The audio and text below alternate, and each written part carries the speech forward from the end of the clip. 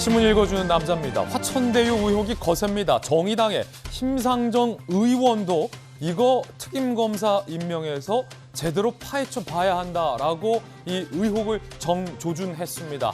이미 민주당 내부에서도 이낙연 캠프를 중심으로 문제 제기가 이어지고 있고 야당은 반발하고 있고 거기에 정의당마저 의혹을 보탠 겁니다.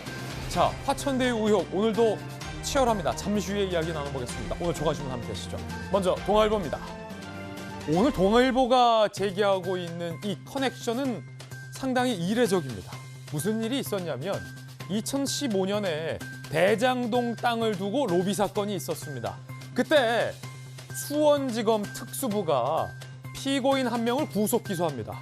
그런데 그때 구속 기소 수사를 받았던 남모 씨와 남모 씨를 변호했던 변호인과 이 남모 씨를 잡아들였던 수원지검장이 화천대유를 두고 사업에 관여하고 자문에 응하고 소위 한 배를 탔다라는 매우 이례적이고 이상한 관계도 커넥션을 동아일보는 보도하고 있습니다. 통상적으로 검사 입장은 내가 잡아들였던 사람에 대해서 범죄자다라고 인식하고 수사를 했을 터인데 그 사람과 내가 한 배를 탔다라는 것 이해하기 쉽지 않습니다. 관련해서 당시 검사장은 나 저 사람 잘 개인적으로 모른다라고 해명은 하고 있습니다만 잠시 후에 살펴보도록 하겠습니다. 다음 신문입니다. 이번에 중앙일보입니다. 이재명 지사가 2015년 출자 승인 문건을 결제하는데 그 결제 문건 당시에는 사업성이 타당하다라고 결제를 했다라는 대목이 뒤늦게 알려졌습니다. 이재명 후보는 계속해서 이 사업은 리스크가 상당했던 사업이라서 화천대유가 투자한 것은 리스크를 감당한 것이다 라고 해명을 하고 있습니다만 2015년 이재명 성남시장이 결제할 당시에는 리스크가 상당한 게 아니라 사업성이 타당하다라는 인식을 하고 있었다라는 대목이 아니냐라는 논란이 거세게 일고 있습니다. 잠시 후에 살펴보죠. 다음 신문입니다. 이번엔 한겨레 신문입니다.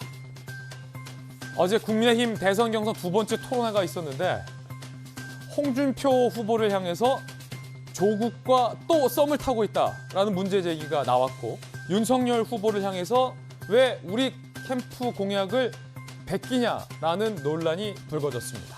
잠시 후에 주요 대목과 하이라이트 장면 다뤄보겠습니다. 다음 신문입니다. 이번엔 한국일보입니다. 동시다발 현기증 물가, 전기료 오르고 우유값 오르고 전셋값 오르고 어지럽습니다. 전기요금 8년 만에 킬로와트당 3원 인상, 서울 우유는 내달부터 우유값 5.4% 인상, 공공요금 유제품 등도 도미노 인상이 예상됩니다. 지금까지 신문 읽어주는 남자였습니다. 오늘 아침 저와 함께한 전문가들 소개해드리겠습니다. 정혁진 대표 변호사 법전 들고 나오셨고요. 윤석열 캠페 김병민 대변인 나오셨습니다. 돌직구쇼 좌장 서울시 정부부시장을 역임한 민주당 김영주 전 의원, 돌직구쇼 원년 멤버 박소연 보도본부 차장 나왔습니다. 어서 오세요.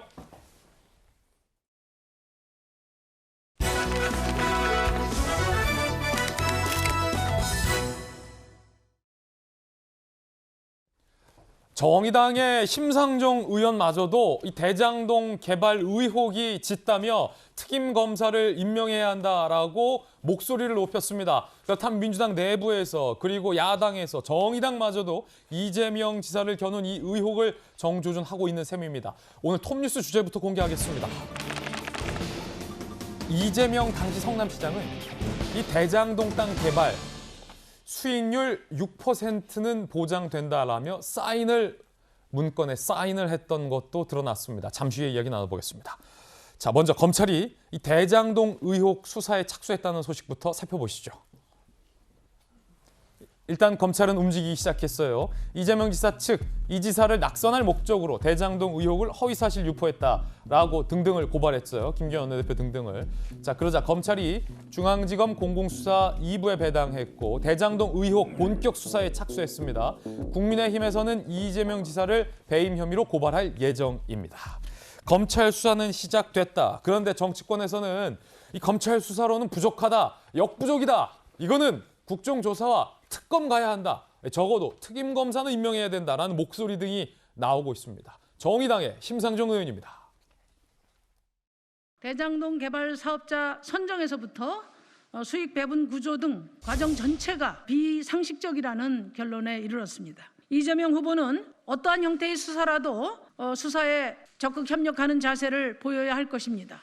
김호수 검찰총장은 공정한 수사를 위해 특임검사를 지명하고 신속하고 철저한 수사를 하기를 촉구합니다.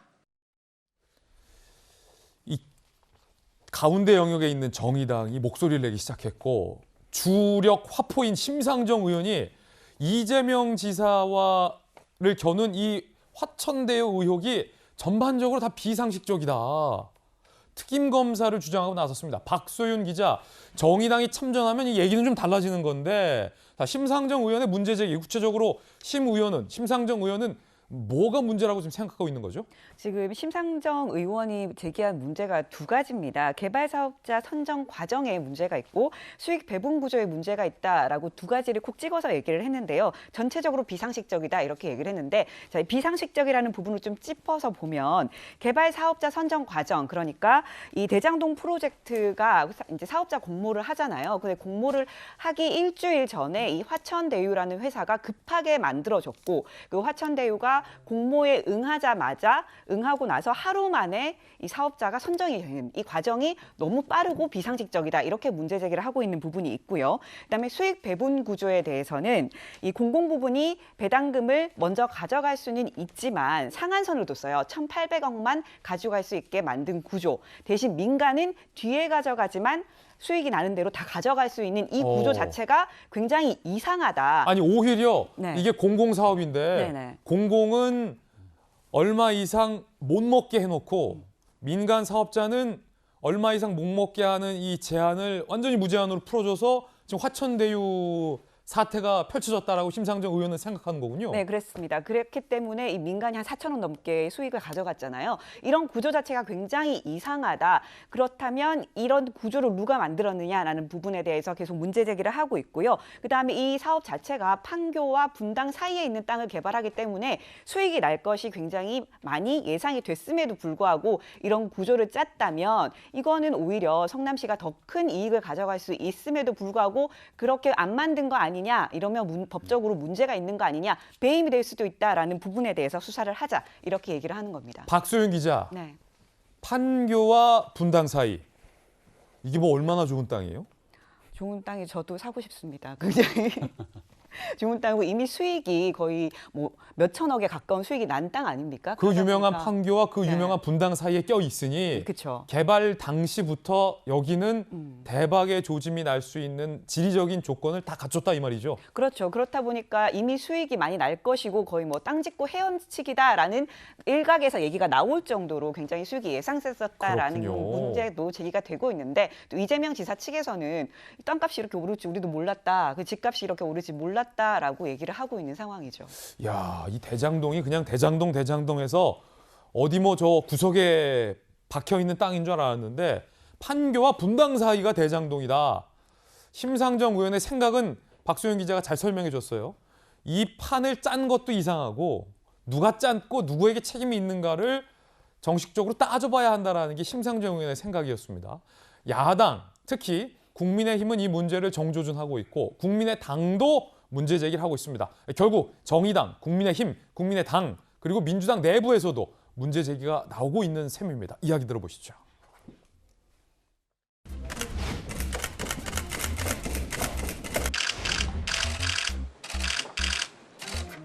여당의 미온적인 태도 등이 예상되기 때문에 우리 야당이 함께 공조함으로써 특검과 국정조사가 빨리 성사될 수 있도록 하기 위한 정치적인 의지를 같이 모았다. 단 1원이라도 받았으면 사퇴하겠다라고 했는데 그 외에 단 1원이라도 특혜로 주어졌으면 사퇴해야 된다라는 부분을 분명히 해야 된다라고 생각을 합니다. 수사기관에서는 한계가 있고 반드시 국정조사를 통해서 특혜를 제도화한 부분을 살펴봐야 되는 사안입니다. 두 개의 야당은 국정조사 카드와 특검 카드를 얘기하고 있고 정의당 심상정 의원도 특임검사 얘기를 하고 있습니다. 이 정당들과 의원들의 생각은 지금 검찰의 수사만으로는 못 믿었다라는 생각이 공통점인 것 같습니다. 관건은 이겁니다. 이재명 시장은 이 사업이 리스크가 큰 사업이라서 화천대유가 이렇게 많은 이익을 가져갈 줄 몰랐다. 관심도 없다라고 말하고 있습니다만 앞서서 박소영 기자가 얘기했던 것처럼 이 땅이 판교와 분당 사이에 있는 그 땅, 정말로 대장동 땅이었기 때문에 과연 이재명 당시 성남시장이 수익을 몰랐을까라는 부분과 연관이 돼 있습니다. 관련해서 이런 내용이 오늘 준비되어 있습니다. 함께 보시죠.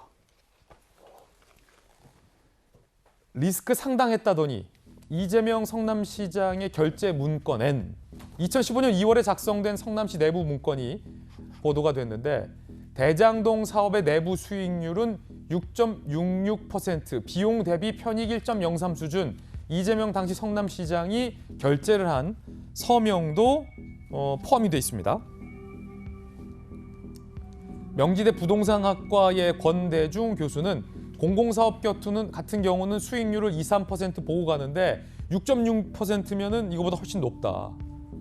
국민의힘의 관계자, 비용 대비 편익 1.0 넘으면 경제성 타당하다. 사업 리스크가 상당했다는 이 지사의 해명은 사실과 다르다. 리스크, 이거 손해볼 수도 있는 사업이다라는 이재명 후보의 얘기는 사실과 다르다는 거예요. 성남시가 민간 사업자의 과도한 이익을 일정 부분 예상하고도 이 판을 짰다면 이건 문제 있다. 라는 주장 등이 나오고 있고요. 그 문건을 함께 보시죠. 자, 이렇게 돼 있고 시장 이재명 시장이 사인을 돼 있고 그 안에는 이거 최소 6.6% 이상은 이득 본다. 이 말은 명지대 부동산학과 교수의 말에 따르면 이건 무조건 덮어놓고 다른 공공사업보다 3, 4배 이득이다. 라는 것을 당시에도 예견을 했었다라는 해석도 일각에서 나오고 있는 상황입니다. 하지만 이재명 후보의 얘기는 다릅니다. 이거는 리스크가 있는 사업이었다라는 거죠. 들어보시죠. 우리 입장에서는 확정 개발 이익을 최우선 배당 또는 시행하기로 약정을 했기 때문에 그 나머지 손해나면 그분들이 부담하는 거예요. 위험 부담을 하는 거죠. 손해를 났든 이익을 보든 관계없이 성남시에 5,503억 원 상당의 이익을 공유한다. 그 외에 자기들이 돈을 얼마씩 부담을 하든지 이익을 얼마를 나누든지 누가 가지든지 우리는 관여할 바도 없고 관여해서도 안 되죠. 그분들이 알아서 할 일이고. 화천대유가 그 가져간 게 그만큼 리스크를 부담했으니까 가져간 거다 이렇게 말씀하셨는데 그건 나한테 묻지 말라니까요. 그들의 자산 관리 배분 방식 우리는 알 수 없다. 어떻게 알겠어요? 자, 윤석열 캠프의 김병민 대변인. 네. 어떻게 봅니까? 이 시장은 이거 개발 사업이라는 거 특징 자체가 이게 뭐 대박이 날 수도 있고 쪽박이 날 수도 있는 사업이다. 리스크 있었다라고 주장하고 있는데 뭐 여러 가지 문건들 어떻게 네. 보셨어요?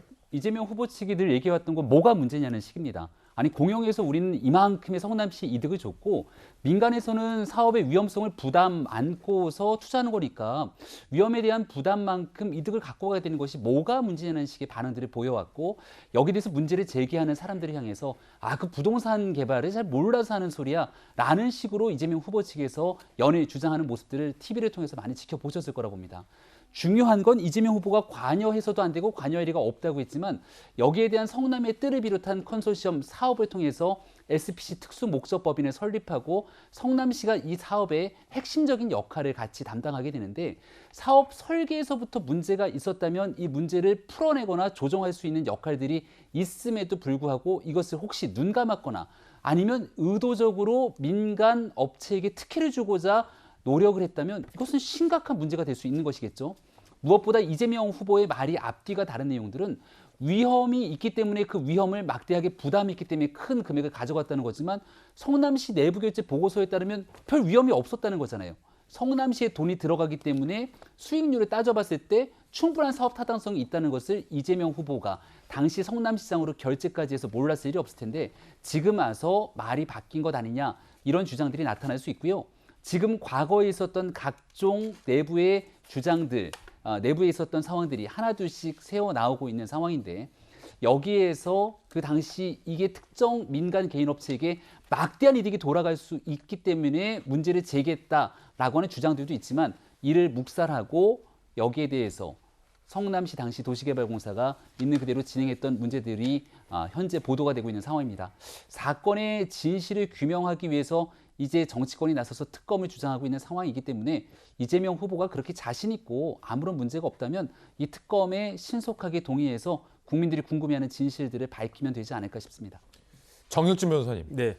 요는 이재명 당시 성남시장이 내부 문건에 따르면 어느 정도 수익이 상당할 것을 알고 문건에 결제까지 했다라는 건데 과연 민간 회사가 이낙연 캠프의 표현을 빌자면 일확천금을 할 것을 이재명 성남시장이 정말 그때 몰랐을까? 이 부분에 대해서 윤석열 캠프에서는 못 묻겠다라는 거예요. 이재명 후보의 말을. 결제했는데 몰랐다. 결제하고도 모를 수도 있어요. 제가 보니까 윗사람 중에 그냥 결제만 하시는 분들 있더라고요. 그거는 무능한 거죠. 알았다라고 하면 거짓말을 하는 거고. 그다음에 다른 데보다도 이 대장동 지구는 이재명 지사가 항상 자신의 가장 큰 치적으로 오죽하면 과장했다고 해가지고 대법원까지 갔겠습니까? 그러니까 몰랐다라고 하는 건 사실 좀 납득이 안 되고 그다음에 제가 팩트경제신문이라는 걸 찾아봤더니 거기서 경기연구원의 2019년도 정책 보고서를 인용을 했더라고요. 어떻게 되어 있냐면 2015년도 당시에 이게 2019년도 보고서인데 2015년도 당시에 부동산 시장은 침체해 있었다. 하지만 대장동 지구는 대성공을 할 수밖에 없었다. 왜 그러냐면 분양가 상한제가 회피가 됐기 때문에. 왜냐하면은 성남의뜰을 만든 가장 큰 이유는 이게 민간 택지지구 사업이 되고 그렇기 때문에 그 분양가 상한제가 회피가 되니까 그러니까 일군 건설 업체들이 들어갔다는 이야기예요. 그러니까 좋은 브랜드의 아파트들이 저기에 들어가니까 여기에 성공을 안 할 수가 없었다라고 한 거죠. 왜냐하면 아마 제 생각에 2019년도의 정책 보고서는 대법원 작년 판결이 작년에 나왔으니까 그거를 반박하기 위해서 나름대로 정리한 것 같은데 그다음에 그 결과가 어떻게 됐습니까? 무지막지한 그런 수익률이 나오지 않았습니까? 제가 변호사 한 뭐 몇십 년 해봤지만 비상식적인 결과는 항상 어떠한 무리한 수가 게재가 되지 않고는 저렇게 비정상적인 일들이 일어나기가 쉽지가 않다. 다시 말해서 이렇게 뭐 1000% 이렇게 그 1000배죠. 1000%가 아니고 10만 배의 그 이득이 발생한다라고 하는 건 10만 %의 이득이 발생한다라고 하는 것은 뭔가 이상한 게 있지 않았을까 하는 의심을 모든 사람들이 할 수밖에 없는 것이고 그것에 대해서 그렇지 않다라고 하는 것을 이재명 지사 측이 입증해야 되는 것이 아닌가 저는 그렇게 생각합니다. 예, 이재명 지사는 문제없다. 사업에 문제없다라고 얘기하고 있습니다만 심상정 의원의 표현을 빌리자면 김용주 의원님 전반적으로 비상식적이다라는 거예요. 네. 노른자 땅에 수익이 날 것으로 뻔히 그때도 예상이 됐던 분위기였는데 왜 이 판을 이 공영사업인데 공공부문 성남시가 화천대유 같은 회사가 엄청난 이득을 가져가는 것을 모르거나 혹시 알았는데도 개입하지 않게끔 왜 판을 애초에 짰고 판을 짠 게 뭔가 잘못된 거를 인지했다면 성남시가 왜 개입을 안 했을까? 이게 사실 최대 궁금증 아니겠어요? 그래서 만약 감사를 해야 된다면 그 지점을 감사를 해야 되겠죠. 예. 그런데 기본적으로는 어쨌든 아마 그때의 그 말하자면 이재명 당시 시장의 심리 상태는 이게 2004년 12월부터 시작해서 여러 가지 LH가 들어오니 많이 하는 그런 부분이 있었기 때문에 또 금융위기 통해서 한번 이렇게 무너졌던 프로젝트였기 때문에 빨리 조속하게 이 프로젝트를 말하자면 완수해야 된다라고 하는 어떤 자기 나름대로 사명감이 있었을 것이고 또 하나는 실제적으로 보면 이제 세곡동이나 이런 인접 지역, 바로 대장동 인접 지역이 바로 세곡동입니다. 청계산. 그 지역에 보면 LH가 너무 많아요. 이제 그렇기 때문에 LH를 배제하는 면에서 아까 말한 대로 명품 아파트를 들여야 되겠다는 생각을 했을 수도 있고. 명품 아파트. 예, 성남에 있어서의. 그러다 보면 이제 저쪽에서는 당연히 개발자는 이것은 수익률이 없다고 얘기했을 것이고 시에서는 오히려 역으로 보면 숨기겠다는 측면보다는 어떤 면에서는 수익률이 난다고 해야지 여기에 들어오지 않겠습니까? 이제 그런 정도의 어떤 나름대로의 그 말하자면 그 결제 안에서도 내용이 있는 겁니다. 그렇군요. 수익률을 이재명 지사는 수익률이 높다고 장담했을 거예요. 다만 위치가 너무 좋으니까 누가 봐도 뭐 강남에서 쭉 아줌마들이 한 바퀴 돌아봐도 이거는 뭐 알짜 자리라는 건 누구나 다 알 수 있는 자리니까. 한 바퀴만 돌면 강남 예. 아줌마들이 알 수 있다. 다 알 수 있죠. 청계산 밥 먹으러 왔다도 보는 게 저기 알짜인데 예. 다만 이제 교통 문제를 어떻게 할 거냐만 남아 있는 부분인데 그건 나중 문제고. 만약에 민간이 개발했다면 이게 인허가가 날까가 최대 변수일 텐데 성남시가 하니까 이거는 뭐 담보된 거고. 담보된 거고. 예. 그래서 이 지사는 안 들어오면 바보인 것이고 이제 그런 생각에서 좀 유입 효과를 노리려고 했는데 다만 이재명 지사도 반은 좀 그렇게 많이 순식간에 2015년, 16년에 부동산 땅값이 오를지도 몰랐고 공시지가도 올랐고 또 그런 데 대한 수익률의 예측을 실패했다는 측면이 하나 예. 있고요. 또 아마 이 프로젝트를 하는 사람들이 실제로 법원까지 왔다거리는 정말 선수들이란 말이에요. 이분들이 이 지사를 속였을 가능성도 저는 있다. 예. 그래서 조사를 해야 될 사항이다 그렇게 봅니다. 이거는 조사를 해야 된다. 왜냐하면 조사를 해야 한다라는 것은 이재명 후보도 뭐 틀어야 될 건 틀고 입장을 정확하게 알릴 필요는 있는 밝힌 바 거고. 있죠. 예. 본인이 다만 핵심적으로 문제는 원래 만약 이게 게이트가 되려면 그 많은 수익이 말하자면 뭐 몇천 프로 되는 수익이 이재명 지사 측에 갔다는 것이 있어야지 사실은 핫한 이슈가 되는 거예요. 예. 이거는 그 당시에 이명박 정부 20대 국회에서 어떤 면에서는 성남시 의회나 경기도 의회나 국회 행자위나 국토위에서 검증했어야 될 문제 아닌가 그렇게 보여집니다. 예. 자, 아직까지는 이재명 후보의 주장과 야당 측의 의혹 제기가 팽팽한 상황이다라고 말씀드리겠고 수사를 해봐야 어느 쪽의 주장에 무게가 실릴지를 판단할 수 있다는 말씀도 드리겠습니다. 그런가 하면 진중권 전 교수는 이 사태에 대해서 이렇게 얘기를 했습니다. 이거는 제2의 조국 사태. 공영개발 명분을 이용해 민간업자에게 특혜를 준 구린내 나는 게이트를 단군 이래 최대 공공환수 사업으로 치장해온 탁월한 분장술에 놀랄 따름 단군 이래 최대의 비리 사건으로 보인다. 제2의 조국 사태다. 진중권 전 교수는 이렇게 주장을 했습니다. 내놓는 해명들의 일관성이 없다. 이제라도 그렇게 해먹었는지 난 몰랐다. 국민께 죄송하다라고 하는 게 좋을 듯하다. 유감 표명 대신 정면 돌파 제2의 조국 사태 될 것 같다라고 진중권 교수는 주장을 했습니다. 그 가운데 이재명 캠프 측에서는 이건 MB 탓이다라고 밝혀서 논란이 되고 있습니다. 윤건영 의원, 민주당의 윤건영 의원이군요. 대장동 개발 당시 이명박 전 대통령이 투자 수익은 민간에 돌려라, 공공개발하지 마라, 사실상 지시를 내렸다. 이번 사건의 원인 제공자는 이명박이다. 김병민 대변인님. 네. 이 또 대통령의 복심이라고 알려진 윤건영 의원이 네. 이명박 정부 탓을 했는데 어떻게 보십니까? 이게 사실은 좀 기시감이 있어요. 이런 주장들이 네. 현 정부에서 부동산 집값이 오르면 이명박 탓, 박근혜 탓 예. 뭐 이렇게 많이 해왔잖아요. 문재인 대장동도 이명박 탓. 네. 문재인 정부에서 모든 일들의 문제가 생기면 제일 먼저 하는 게 이거 다 전 정부, 이명박근혜 정부 탓이다 이런 얘기를 하게 되는데요. 이게 제2의 조국 사태다라고 지금 진중권 교수가 얘기했던 내용이 이런 기시감들이 있는 겁니다. 조국 사태에 국민이 분노했던 여러 가지 원인들이 있는데 그 첫 번째가 절대로 문제를 인정하지 않는다는 데 있었죠. 아니 누가 봐도 국민의 상식과 납득될 수 없는 많은 불법적, 위법적 형태가 일어났는데 여기에 단 한 번만이라도 국민 앞에 고개 숙여 송구합니다. 국민의 상식과 반하는 행동을 했습니다라고 용서를 구했다면 이 조국 사태가 그렇게까지 커졌을까라는 생각을 갖게 됩니다. 대장동 문제에 대해서 지금 야당만 문제를 제기하는 게 아닙니다. 오히려 여당 내에서는 이낙연 후보 측의 어제 발언을 보고 저는 깜짝 놀랐는데 최근에 넷플릭스 드라마 오징어 게임이 굉장히 추석 내내 핫하지 않았습니까? 예. 456억을 두고 사람이 목숨을 들고 버리는 그 드라마의 화제가 된 내용인데 여기서 목숨을 두고 버리는 456억 이것보다도 훨씬 더 큰 막대한 이득을 특정 업체가 땅 짓고 헤엄치기 방식으로 얻어냈다면 이걸 어떻게 국민의 상식으로 바라보겠냐. 야당의 주장이 아니라 민주당 내에 있는 같은 정당 내에서 이렇게 주장을 할 정도라면 상황이 심각하구나. 이거 이재명 후보가 말하는 것처럼 정말 우리 사업에 치적으로 얘기할 게 아니라 국민들 보시기에 부끄럽고 송구한 점이 있다면 정말 죄송합니다라고 얘기해야 되는 것 아닙니까? 그래서 조국 사태와의 기시감, 공통점을 얘기할 수밖에 없는 것이고요. 두 번째가 이 국민의 영린을 건드렸다는 점인데 입시 문제에 있어서만큼은 그리고 병역에 있어서만큼은 우리 국민들 정말 누구에게나 공정한 상황이 놓여져 있어야 된다고 생각하는데 이거를 돈이 있고 기득권이 있고 사회적 지위가 있는 사람들이 어겼던 문제에 대해서 더 큰 분노, 허탈감을 느꼈던 거거든요.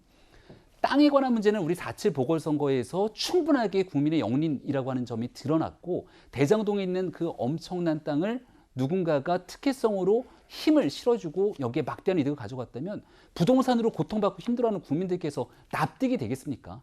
이러한 얘기들을 제대로 해명하거나 이 문제를 풀어내지 못하게 된다면 제2의 조국 사태 그 이상을 넘어서 이번 대통령 선거 내내 문제가 촉발되고 커질 거라고 저는 생각합니다. 예, 이재명 지사와 또 윤건영 의원 등은 국민의힘 관계자들이 연루된 만큼 이거는 MB 정부의 탓도 있다라는 취지의 비판을 한 것으로 풀이도 나오고 있다라는 말씀도 함께 드리겠습니다. 자, 그런가 하면 이재명 후보가 여당의 대권 후보들에게 자, 이 문제 우리끼리 싸우지 말고 공동으로 대응하자라고 제안을 했습니다. 하지만 반응이 시원치만은 않습니다. 이재명 후보, 다른 후보들에게 공동 대응 제안, 추미애, 김두관 등 옹호 발언을 언급하며 대장동 의혹은 보수 언론이 만들어내고 국민의힘이 나발불고 우리 당 후보까지 부화내동하면서 벌어진 일. 자, 정의당의 심상정 의원도 비판했는데요. 우리 당 후보님들의 공동 대응을 제안한다. 가급적 빨리 함께 맞서면 좋겠다라고 제안을 했습니다. 야권 공세의 경고성 엄포. 저 이재명은 때리면 때릴수록 강해질 뿐 나중엔 아차 자살골이었구나 하고 후회하게 될 것이다 라는 자신감도 보였습니다. 박소윤 기자, 이재명 후보가 이제 뭐 이낙연 후보나 박용진 후보 등에게도 사실상 제안을 한 셈이에요. 싸우지 말고 나 좀 도와줘. 다른 후보들 반응은 어때요? 어떨까요?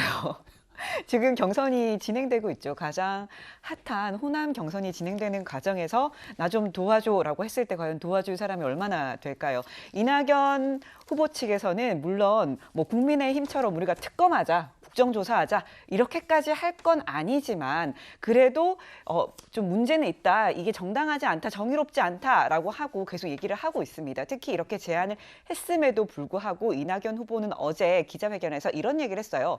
이 공공개발 토지에는 이 민간이 참여하지 못하도록 하는 아예 원천적으로 막아버리는 화천대유 방지법을 만들겠다. 이렇게까지 얘기를 했습니다. 도와주는 게 아니라 오히려 더 때리는? 그렇죠. 오히려 더 문제 제기를 하면서 나는 이걸 막겠다. 나는 이거에 대해서 전혀 문제가 없다라는 점을 강조를 한 거죠. 그렇게 화천대유 방지법을 만들겠다라고 했고요. 또 박영진 후보 역시 아니 어떻게 이런 수익 구조가 나올 수 있냐라고 하면서 오히려 더 문제 제기를 했습니다. 반면에 지금 조금 전에 그 이재명 지사가 뭐 이름을 언급했던 추미애, 김두관 후보 같은 경우에는 이렇게 문제 제기에 동조를 하면 국민의힘을 도와주는 것이다라고 하면서 그 이재명 지사의 제안에 호응을 하면서 같이 엄호를 하고 나섰습니다. 이낙연 후보가 과연 이재명 후보의 공동 대응 제안에 응했을까요? 이낙연 후보 이야기 직접 한번 들어보겠습니다. 박소연 기자의 취재에 따르면 오히려 화천대유 방지법을 얘기했다라는 건데 어떤 얘기인지 한번 직접 들어보시죠. 소수의 민간업자들이 1,100배의 이익을 얻은 것은 설계가 잘못된 것입니까? 아니면 원래 설계 속에 그게 포함되어 있었습니까? 부동산으로 인한 불로소득을 뿌리뽑겠다 했는데 그것과는 아주 배치되는 결과가 나타나고 있는 데 대해서 국민들이 많이 놀라고 화나고 있는 것 아니겠습니까? 역대급 1억 천금 사건이다. 향후 공공토지 개발은 원칙적으로 대행사든 그 어떤 형태로든 민간의 직접 참여를 금지하겠습니다. 화천대유가 참여한 성남시 대장동 사업은 공정하지 않고 정의롭지 않습니다. 이낙연 후보는 공동 대응에 응하지 않는 듯한 분위기입니다. 이 이야기는 두 번째 이슈로 더욱더 깊어집니다.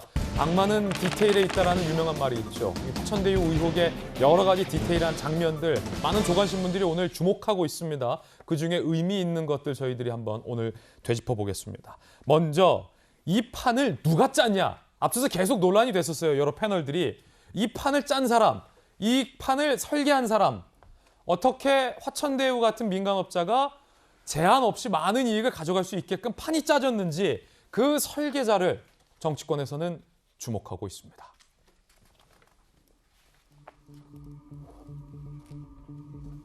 대장동 사업 추진 당시 성남도시개발공사 기획본부장 유동규, 사진에 있는 유동규 기획본부장, 요걸 설계했다라는 의혹, 민간 개발업체 통제 장치가 필요하다라는 당시 내부 반발을 조선일보 취재에 따르면 유동규 본부장이 묵살했다라고 보도하고 있습니다.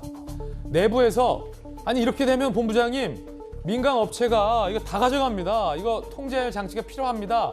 라는 내부 반발이 있었다라고 이 신문은 보도하고 있는 건데 요게 묵살됐다라고 이 신문은 보도하고 있는 거예요. 이 보도가 사실이라면 왜 묵살됐는지에 대한 규명이 좀 필요해 보입니다. 현재 유동규 당시 본부장은 휴대전화 번호를 바꾸고 연락이 두절됐다라고 전해지고 있습니다. 그런데 문화일보가 지난달 중순에 유동규 당시 본부장과 통화를 했는데 그때 당시 유동규 본부장의 문화일보 인터뷰 내용은 이 지사의 대선 캠프 쪽에서 일을 보고 있다라고 문화일보 기자랑 얘기를 했다라는 거예요. 그런데 지난 13일 대장동 의혹이 본격적으로 불거진 시점에 TV조선과 통화했을 때는 캠프에 안 들어가 있고 관여한 바 없다라고 말을 바꿨다라는 의혹이 제기됐습니다. 그리고 이재명 후보는 유동규 본부장에 대해서 캠프에 있다라고 얘기했을까요? 없다라고 얘기했을까요? 들어보시죠. 성남시 고용개발 시스템을 유동규 전 경기관광공사 사장이 하셨다는 걸로 아는데 지금 이분이 캠프에 있는 게 맞아요? 이분은 캠프에 없습니다. 작년에 경기관광공사를 하다가 이분이 몸이 안 좋다고 작년 언제쯤이더라? 퇴직했어요. 사실 이 설계는 제가 한 겁니다. 유동규 사장이 이제 실무자로 당시에 도시주택공사 이 담당 임원이었죠. 이 후보의 말이 맞다면 보도들이 다 잘못된 거고 보도들이 맞다면 이 지사의 말이 사실과 다르게 되는 셈인데 박소윤 기자, 이 판 누가 설계한 거고 유동규 본부장은 문화일보랑 통화했을 때는 대선 캠프에서 일하고 있다고 했고 최근에 통화했을 때는 또 관여한 바 없다라고 얘기하고 있는데 뭐 어떤 말이 맞는 겁니까?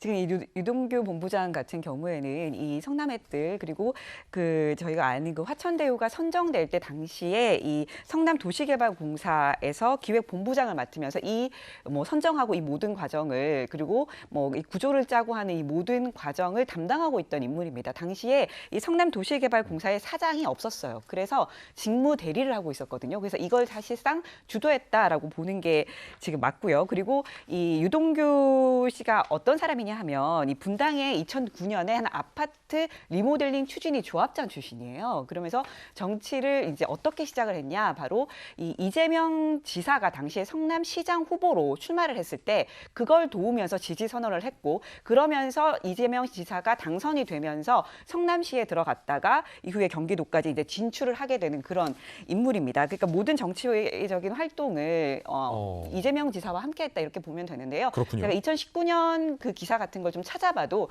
뭐 이재명 지사의 복심이다, 최측근이다 이런 식으로 다 나와 있어요. 그래요? 네.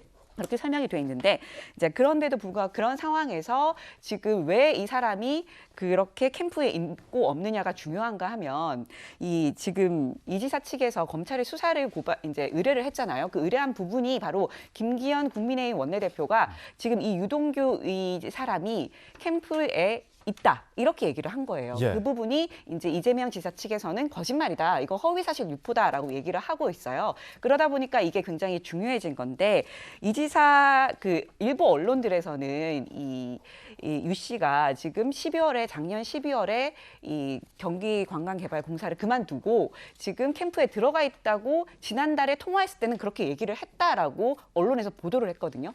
그런데 지난 13일에는 통화를 했더니 나 캠프에 없어요. 라고 얘기를 했다는 겁니다. 그렇게 말이 엇갈린다는 부분이고요. 이재명 지사 측에서도 우리 캠프에 없다라고 얘기를 하고 있기 그렇군요. 때문에 이 부분이 굉장히 중요한 겁니다. 그리고 제가 지금 출입하고 있는 기자한테 혹시 그러면 유 씨를 출입을 하면서 본 적이 있냐라고 진짜 물어봤더니 유 씨의 이름에 대해서 좀 들어본 적도 없고 캠프에서 본 적도 없다 이렇게 얘기를 하더라고요. 그렇군요. 그러니까 이 유동규 본부장의 가장 최근의 말, 이재명 캠프에서는 일하지 않는다라는 요 말과 이재명 후보가 밝힌 말, 저 사람 우리 캠프 사람 아니다라는 말이 현재 일치하고 있는 건데 미스테리는 지난달 중순 왜 문화일보와 통화해서 이 지사 대선 캠프 쪽에서 일 보고 있다라고 얘기를 했을지가 현재는 의문인 거고 박수영 기자, 지금 휴대전화를 뭐 번호를 바꾸고 잠적했다라는 얘기도 나오고 있는데 어디 계신 거예요? 한국에는 있습니까?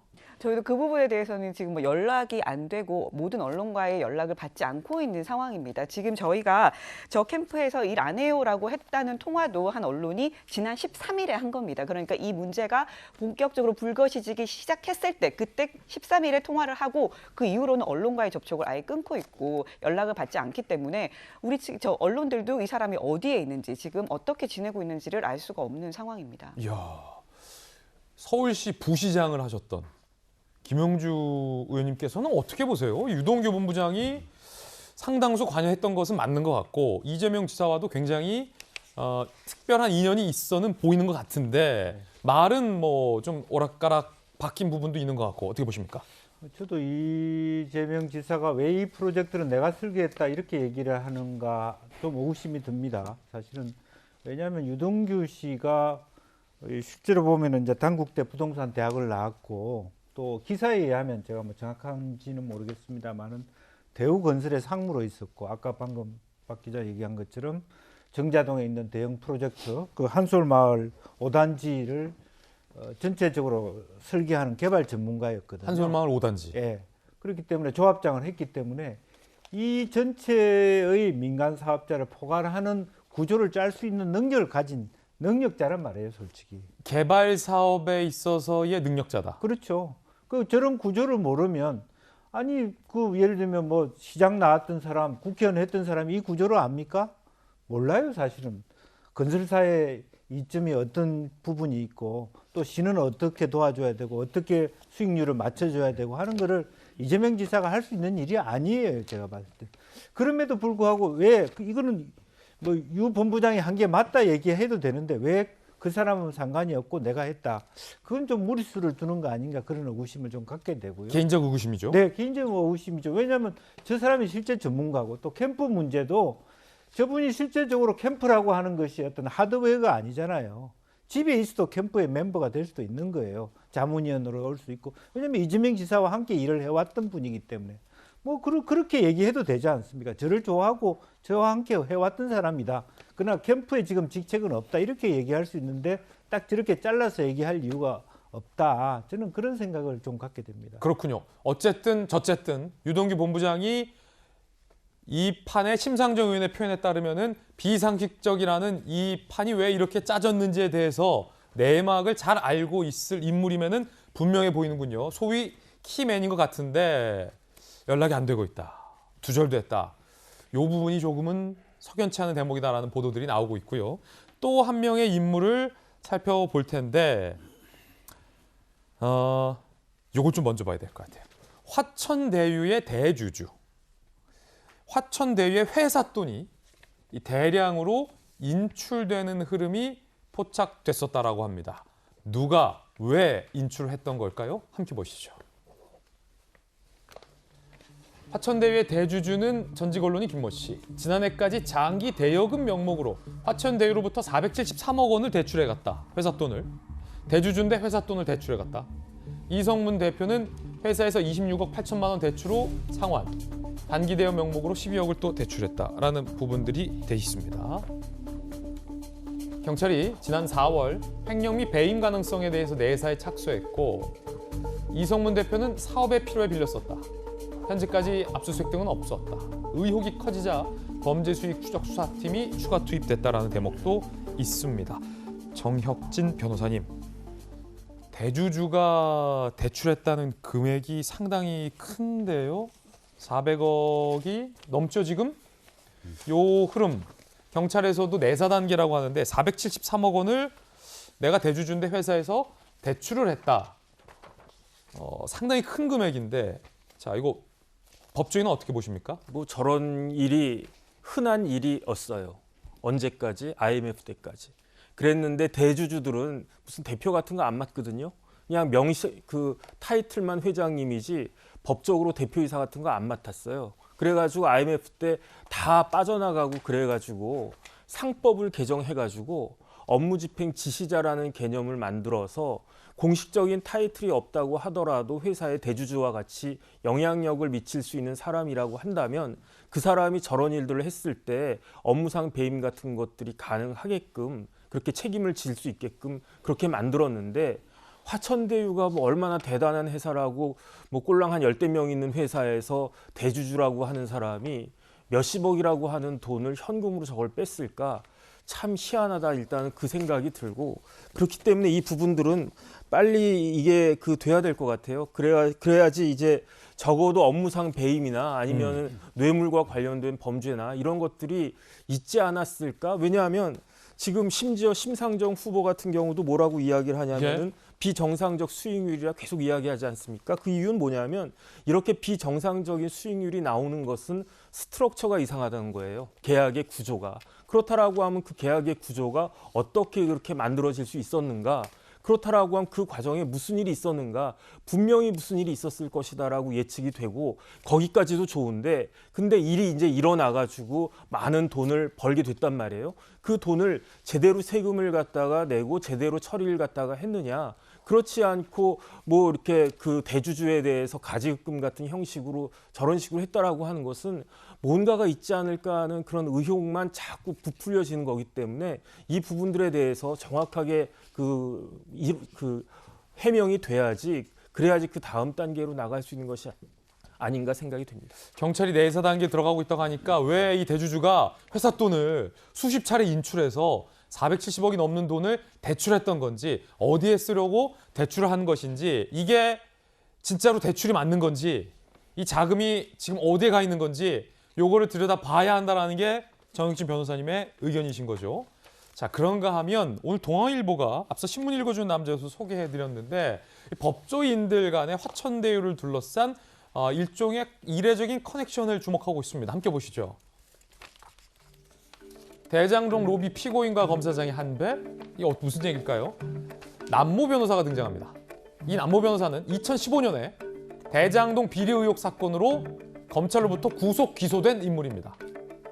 민간 사업체로부터 로비 자금 8억 3천만 원을 받았다는 혐의입니다.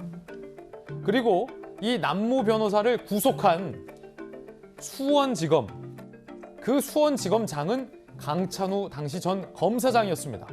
그러니까 강찬우 전 검사장은 잡아들인 수원지검의 수장이었고 남모 변호사는 구속 기소된 피고인이었던 거죠.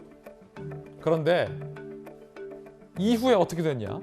남모 변호사는 화천대유 관계사로 알려진 천화동인을 4호 소유자, 강찬우 전 검사장은 화천대유의 자문 변호사로 이후에 3년간 활약을 했던 사실. 결국 검사와 피고인이 연관된 회사에서 소유자와 자문 변호사로 활약을 했다는 거예요. 강찬우 전 검사장의 해명은 남모 변호사 구속과 화천대유 자문은 별개 사안이다. 내 소속 법인이 계약한 것이고 나는 담당 변호사다. 해명을 하고 있습니다. 정혁진 변호사님. 네네. 물론 이 남모 변호사가 무죄를 선고받았습니다만 당시 수원지검 검찰은 나쁜 사람으로 보고 구속까지 시켰는데 그 이후에 공교롭게도 이게 한 배를 탄 모양새가 됐네요. 구속 기소했다라고 하는 것은 그때 혐의가 아주 강하다라고 생각을 해가지고 구속 기소를 한 거죠. 그런데 공소 유지가 제대로 이루어지지 않았거나 처음부터 수사를 잘못했기 때문에 무죄가 나온 거죠. 그렇기 때문에 제가 봤을 때 일반적으로는 검사가 기소를 했는데 무죄가 나오면은 그것이 본인한테는 굉장히 일을 잘 못했다라고 하는 이야기밖에 안 되기 때문에 또 이게 첫 번째고 두 번째는 내가 괜히 엄한 사람 구속까지 해놨는데 그 사람 무죄가 나왔으면 그 피고인에 대해서 미안할 거 아니겠습니까? 그러니까 상당히 좀 껄끄러운 그러한 관계일 수밖에 없는데 상식적으로 물론 아닌 경우도 있어요. 내가 이게 잡아놓은 범죄자랑 나중에 형 동생 하는 검사도 있더라고요. 근데 이제 굉장히 이례적인 거고. 맞습니다. 2015년 6월에 구속이 됐는데 그 강찬우 전 검사장이 2015년 2월부터 수원지검장이었어요. 그러니까 검사장 하면서 아주 의욕적으로 그 수사했던 그런 사건일 텐데 그럼에도 불구하고 이제 와가지고 한 배를 탄 거는 저는 이런 생각이 들어요. 제가 이제 이런저런 사건을 쭉 해보면 피는 물보다 진하거든요. 아무래도 피는 물보다 진한데 그런데 이제 상속 같은 사건 쭉 해보면은 피보다 더 진한 게 있어요. 그게 돈이더라고요. 그러니까 아무리 피를 나눈 형제라고 하더라도 부모님 재산이 많고 그러면 분쟁이 나는 경우가 많거든요. 이건 오히려 돈이 더 적극적인 영향을 미친 것이 아닌가. 아무리 서로 간에 껄끄럽다고 하더라도 지금 남모 변호사 화천동인 4호인데 8,721만 원 투자했거든요. 수익 얼마 받았는지 아세요? 얼마 받아갔습니까? 1,007억입니다. 전 처음에 107억인 줄 알았는데 1,007억 받았어요. 얼마 투자했다고요? 8,721만 원. 전 8억 투자한 줄 알았는데 8,721만 원 투자해서 1,007억을 벌었어요. 그럼 남모 변호사 입장에서는 이제 갑을 관계가 제가 봤을 때 바뀐 것 같아요. 야, 나 1,000억 있어. 그러면 검사장이 뭐 저 좀 도와주시죠. 뭐 얼마 드릴까요? 몇 억 정도 드리면 될까요? 그거는 굉장히 위험한 추정과 가정의 개인적 견해라는 말씀 드리겠고. 그거는 그 다음에 여기에 아직 뭐 드러난 건 없어요. 그러니까 그리고 강찬호 전 검사장은 나 저 남모 변호사는 개인적으로 잘 모른다. 그리고 저 남모 변호사를 우리가 구속 기소했던 그 사건과 화천동인은 별개다라고 반박을 하고 있습니다만 정혁진 변호사가 보기에는 아무리 그래도 관계사와 같이 있는 것은 좀 어색하다라는 주장이에요. 그다음에 똑같은 말씀을 누가 하냐면 김수남 전 검찰총장이 하고 있어요. 김수남 검찰총장 여기서 왜 나와요? 김수남 전 검찰총장이 남모 변호사가 2015년 6월 달에 구속됐다고 그러지 않았습니까? 그때 김수남 씨는 대검 차장이었어요. 그러다가 2015년 12월 달에는 더 승진해가지고 검찰총장이 됐는데 그런데 지금 와서 보니까 이 화천대유의 그 고문단에 김수남 검찰총장도 있었다는 거 아니겠습니까? 김수남 검찰총장도 고문단으로 활동했어요? 뭐 그렇다고 제가 기사를 갖다 봤거든요. 그러니까 도대체 화천동인이라고 하는 회사가 어떤 회사이길래 전 대법관 화천대유 그리고 화천대유. 천화동인 그거 합치면 안 돼 함부로. 어쨌든 그런 데가 어떤 다른 회사야. 데이길래 예. 이게 이제 뭐 검찰총장, 검사장, 특검, 대법관까지 저런가 참 저는 제 상식적으로는 도저히 그 납득이 안 되는 일이 지금 2021년 현재 이루어지고 있는 것이라고 생각이 됩니다. 자, 정혁진 변호사의 개인적 견해 들어봤고요. 요거를 보도한 동아일보도 기사에서 일단은 이랬더라라는 스트레이트만 보도하고 있습니다. 그러니까 남모 변호사는 구속 기소됐었고 강정 검사장은 그거를 구속했었던 주도했었던 수원지검장이었는데 공교롭게 같은 화천대유 관계사와 고문과 이제 투자자로 있더라라는 관계까지만 동아일보도 보도하고 있고 그 이후에 해석은 동아일보도 하지 않고 있는 그런 상황입니다.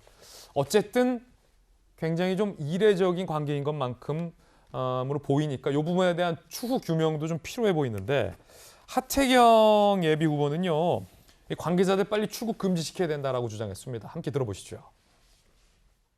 이 사건이 심각한 게 지금 천화동인 소유주라고 이제 명단이 나왔잖아요. 맞습니다. 관련자들 예. 이분들이 한 분씩 보면 사라지고 있어요. 그래서 빨리 출국 금지를 해야 돼요. 뭐 저한테 제보 온 것 중에는 어떤 분은 뭐 미국 이미 도피한 것 같다라는 뭐 제보가 온 것도 있고요. 아, 실명 제보가 왔습니까? 천화동인 1, 2, 3, 4, 5, 6, 7 중에 한 사람이 해외 도피 했다는 얘기를 들었다. 그렇죠. 예. 같은 변호사 업계에 있는 분이어가지고 출국은 빨리 정지를 시키는 게 수사를 위해서 필요할 것 같다는 생각이 들고요. 아니 일단 수사가 시작됐는데 핵심 관계자가 해외로 출국하면은 수사가 좀 안 될 것 같은데 하태경 의원의 요 주장 사실입니까? 네, 이게 어제 오전 라디오에서 하태경 의원이 주장을 했고 또 언론에서 많은 취재들을 통해서 지금 보고 있는 천화동인 1호부터 7호까지 있는 인물 중에 법조인 특히 대장동 개발 의혹에 핵심적으로 들어가 있던 인물인 남 변호사 우리가 얘기를 하고 있었는데 해외로 출국한 것으로 지금 현재 보도가 되고 있는 상황이죠. 그래요? 예. 그러다 보니까 이 사건의 핵심 인물 중에 우리가 조금 전에 다뤘던 건 유동규 전 본부장 느닷없이 전화번호를 바꾸고 연락이 두절되고 예. 그리고 사건의 진실을 밝히기 위해서 노력을 해야 되는데 갑자기 사라지게 되는 상황들이 연출됩니다. 지금 강제 수사가 진행이 되고 있다라고 하는 소식을 듣지 못했죠. 현금 인출이 이 화천대유 회사로부터 수십억이 인출됐던 문제들을 인지했기 때문에 여기에 대해 내사에 들어갔다는데 이럴 경우는 수개월 내사에 들어가는 것이 아니라 문제가 있으면 증거 인멸에 나서지 못하도록 신속한 강제 수사가 진행되는 것이 상식 아닌가요? 만약에 이 문제를 언론에서 보도하고 지금 추석 연휴를 달구면서 많은 국민들의 관심이 쏟아지지 않았다면 이거 지금 강제 수사가 들어갈 가능성이 있었을까라고 하는 의구심이 짙어집니다. 이러다가 하나둘씩 다 해외로 사건의 핵심 키를 쥐고 있는 사람들이 다 외국에 나가서 문제를 밝히지 못하게 되는 상황이 오게 되면 그 피해는 결국 국민의 몫으로 돌아가는 것 아닌가 싶은데 그렇기 때문에 지금 국민의힘 등에서 주장하고 있는 것처럼 검찰이 신속하게 강제 수사에 나설 필요가 있다. 그리고 관련된 인물들에 대해서 혐의가 포착되는 게 있으면 출국 금지를 통해서 여기에 대한 진실을 규명하기 위한 노력을 보여줘야 되는데 문재인 정부의 사정기관이 그럴 의지가 있는지에 대해서 각종 의혹과 궁금증이 더 커져가는 상황이 아닌가 싶습니다. 예, 김병민 대변인 의견까지 한번 들어봤습니다. 화천동인 의혹 상세하게 좀 짚어봤습니다. 이번엔 저희가 준비한 다음 주제로 이어지겠습니다. 국민의힘의 대권 주자들이 2차 TV 토론회를 가졌습니다.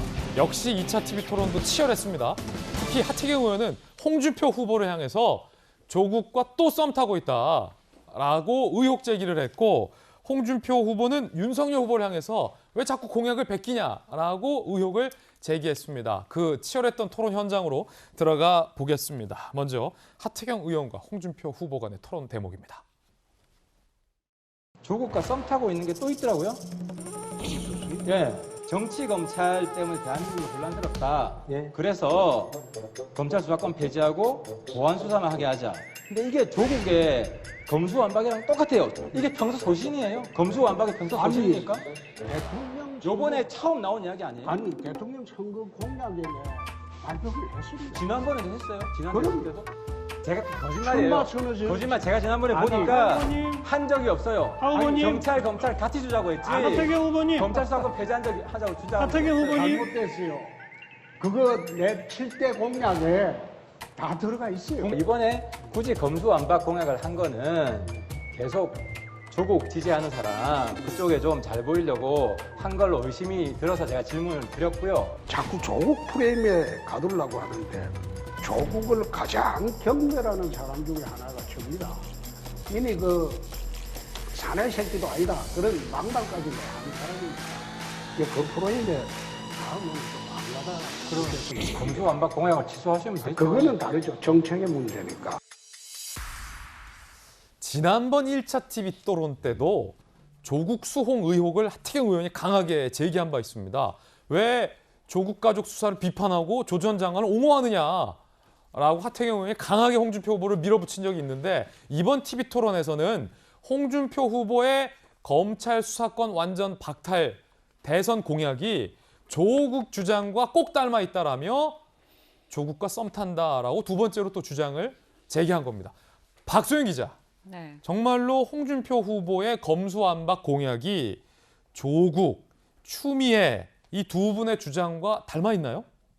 닮아 있습니다. 어느 정도 좀 닮은 그래요? 부분이 있어요. 왜냐하면 이 홍준표 후보가 이 대선 출마 선언을 할 때 한국판 FBI를 만들겠다 이렇게 얘기를 했어요. 이 한국판 FBI를 만들어서 여기에 수사권을 주겠다라고 얘기를 한 겁니다. 대신 검찰에는 공소권을 주겠다. 미국도 검찰이 공소권과 보안 수사 기능만 갖고 있다. 따라서 우리도 그렇게 하자. 한국판 FBI를 만들어서 이 수사권을 경찰에, 그러니까 한국판 FBI 거기에다가 주자 이렇게 얘기를 했습니다. 이 주장이 어쨌든 검찰의 수사권을 뺏자라는 얘기와 일맥상통을 하고 그래서 이 검찰이 그런 부분에 대해서 조국과 이 추미애 장관이 주장하는 부분과 어느 정도 좀 뜻이 통하는 게 있지 않냐 이런 얘기가 나오는데 그런 면에서는 어느 정도 비슷한 부분이 있습니다. 특히 이 논란이 커진 게 아까 보셨던 것처럼 홍준표 후보가 이런 얘기를 했었죠. 검찰의 그 조국 일가 수사가 가혹한 면이 있었다. 물론 이런 얘기를 했다가 취소를 하긴 했지만 이런 얘기를 또 했기 때문에 오히려 이제 공격하는 쪽에서는 지금 모든 게 지금 조국 수호하는 거 아니냐 지금 이런 식으로 지금 얘기를 하고 있고요. 이에 대해서 홍준표 후보가 이거 내 공약이다. 이번에 아니고 저번에도 내놨던 공약인데 이렇게 얘기를 했는데 사실 이번에 새로 만든 공약인 게 밝혀져서 본인도 그 부분에 대해서 시인을 했습니다. 아 그래요? 네, 토론회에서 제가 이번에 다시 내놓은 공약이군요. 아까 하태경 후보가 내놨다고요? 저번 대선에서 나왔다고요? 라고 했을 때 내놨다라고 했었지만 확인해 보니까 자신이 이번에 새로 내놓은 공약이라는 게 밝혀졌죠. 아니 그러면 하태경 의원 입장에서는 조국 전 장관 지지자들로부터 역선택을 받기 위해서 검수완박 공약도 이번에 새로 내건 게 아니냐라는 공세를 할 개연성도 있게 된 셈이군요. 상당히 좀 흥미로운 대목으로 보이는데 한신대 김수영 교수님 나오셨는데 검수완박 박소영 기자 이야기 따르면 조국 추미애 두 분의 주장과 닮아 있다라는 건데 윤석열 후보가 검찰총장 당시에 검수완박에 대해서 뭐라고 입장 밝히지 않았었어요 그때? 그때 검수완박은 부패 완판이다 해서 부패를 완전히 판치게 만드는 것이나 마찬가지라는 얘기를 했었죠. 아, 그 부패 완판이 나왔던 게 바로 이 검수완박 때문이군요. 검찰의 수사권을 완전히 박탈하는 것이 결국은 부패를 완전히 판치게 하는 것이나 마찬가지다라는 얘기를 했었죠. 그래서 아마도 이제 홍준표 후보의 입장에서는, 예비 후보의 입장에서는 지금 이전에 조국 일가 수사가 너무 과했다는 발언을 했을 때 상당한 표 이탈이 좀 나타나는 듯한 추세를 보였었거든요. 조국 수용 논란 때문에. 그렇죠. 그래서 이제 아마 굉장히 호되게 당했을 거예요. 그런데 이제 하태경 의원의 입장에서는 어쨌든 지금 표를 어딘가 있는 걸 갖고 와야 되잖아요. 예. 내 표를. 그런데 보니까 홍준표 의원 같은 경우에 조국을 좀 이제 옹호하는 약간 좀 조국 수호라는 식으로 이제 프레임이 걸렸는데, 이제 조국을 좀 옹호하는 식으로 얘기했을 때 표 이탈이 나가는 걸 보니까 아, 그쪽에 내가 좀 가지고 올 수 있는 표가 있겠구나라고 해서, 사실 홍준표 후보 같은 경우에는 실제로 뭐 FBI를 만들어서 경찰에게 더 수사권을 주고 검찰은 공수권만 갖자라는 게 본인의 철학일 수도 있잖아요. 그렇죠, 그런데 그렇죠. 그것을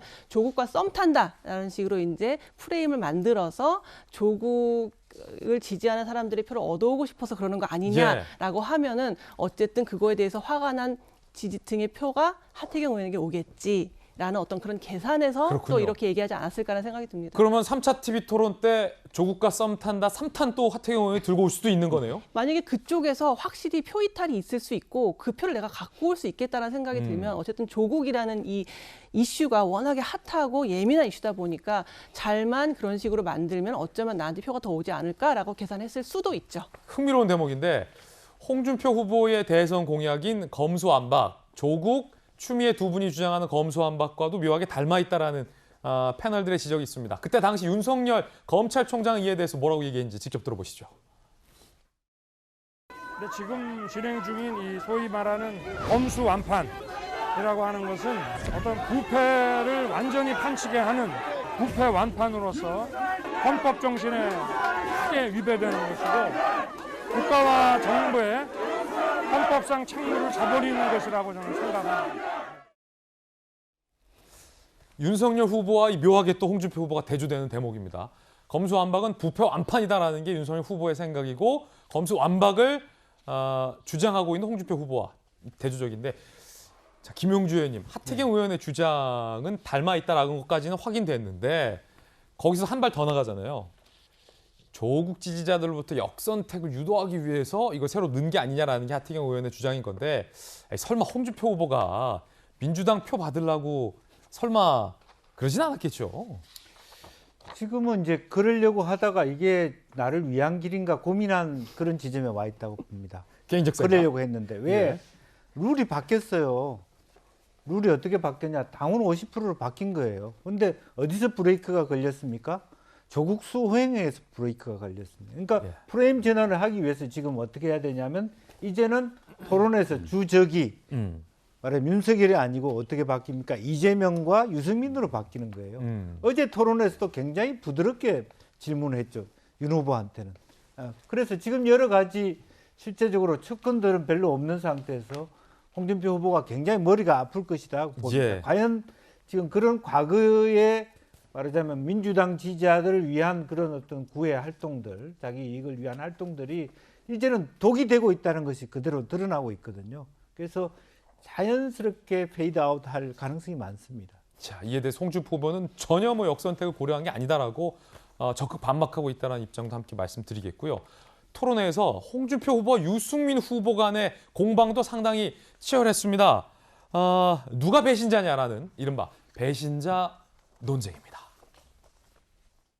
구미 박정희 대통령 생가에 갔을 때 참 봉변을 당하셨는데 그 배신자 프레임을 어떻게 풀어 나가실 생각이십니까? 저는 뭐 탄핵, 박근혜 이 문제에 대해서 저는 홍 후보님 같이 그렇게 여러 번 말을 바꾸지 않았습니다. 박근혜 전 대통령을 유리할 때는 이용을 했다가 불리할 때는 그냥 뱉어버리는 그런 식으로 여러 번 말을 바꾼 데 대해서 정말 정치인이 어떻게 저러실 수 있나 싶습니다. 그럼 배신자 프레임을 계속 안고 나가시겠다?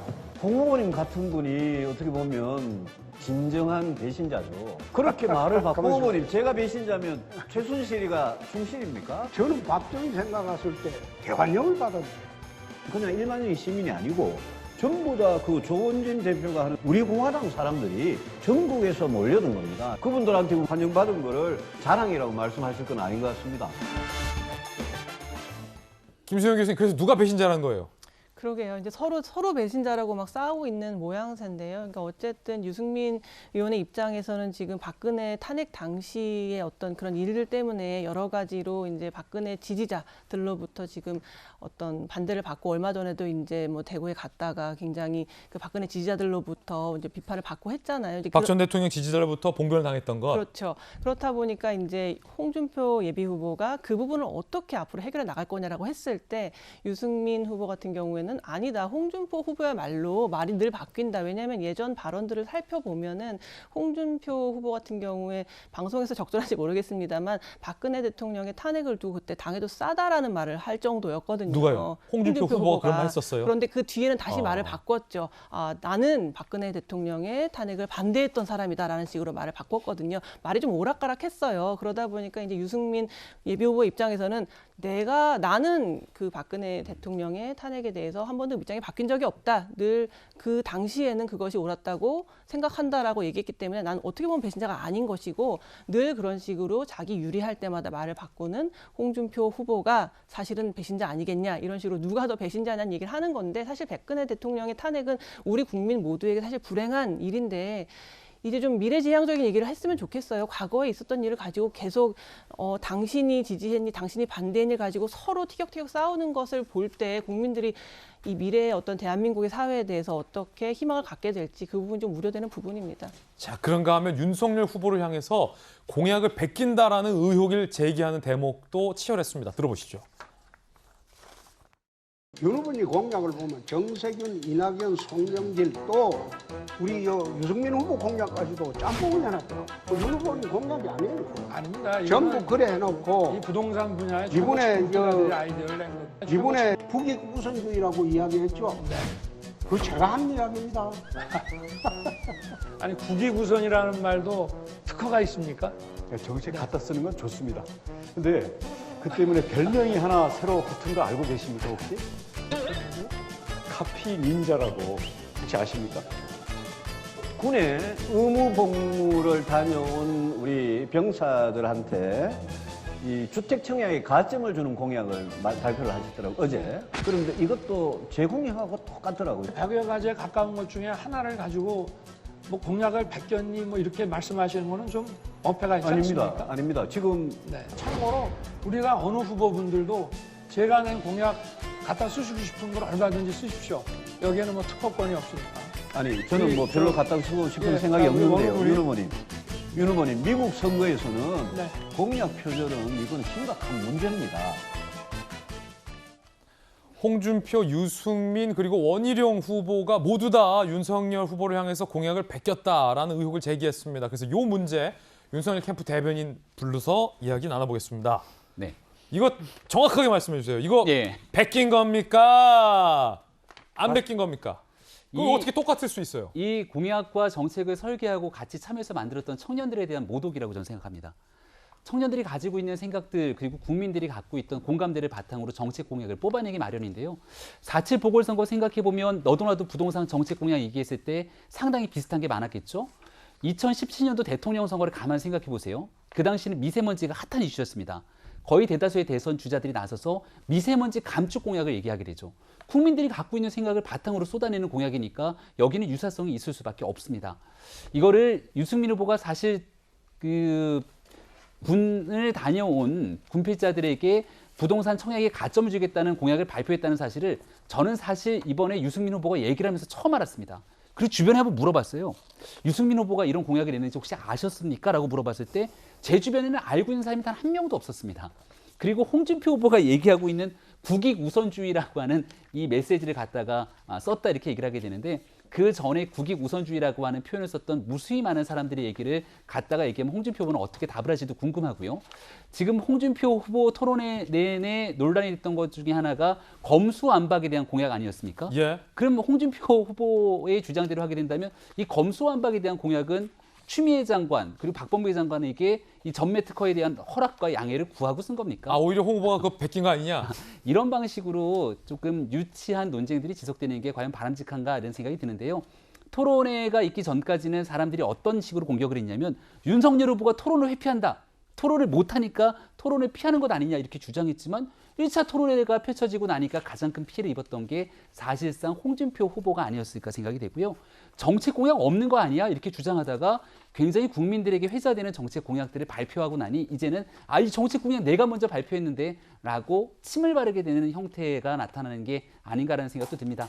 무튼 국민의힘의 유력한 대권 주자로서 많이 국민들께 회자되고 공감되는 정책들을 발표하다 보니까 여러 대선 주자들께서 각축전이 있는 것 같은데 긍정적인 의미로 평가하고 나중에는 다 같이 힘을 합쳐야 되니까 좋은 공약들, 정책과 공약에는 전매 특허 그리고 여긴 저작권이 없으니 함께 국민들의 생활을 정말 편안하게 만들 수 있는 정책 공약에 대한 개발에 함께 힘을 합쳤으면 좋겠다는 말씀 드립니다. 자, 다시 한번 제가 좀 정확하게 물어볼게요. 군을 복무한 군필 청년에게 부동산 청약 가점 주는 거 유승민 후보 공약 안 베꼈다. 안 베꼈다. 안 베꼈다. 안 베꼈다. 확실합니다. 유승민 후보가 이거 발표한지도 몰랐다. 몰랐다.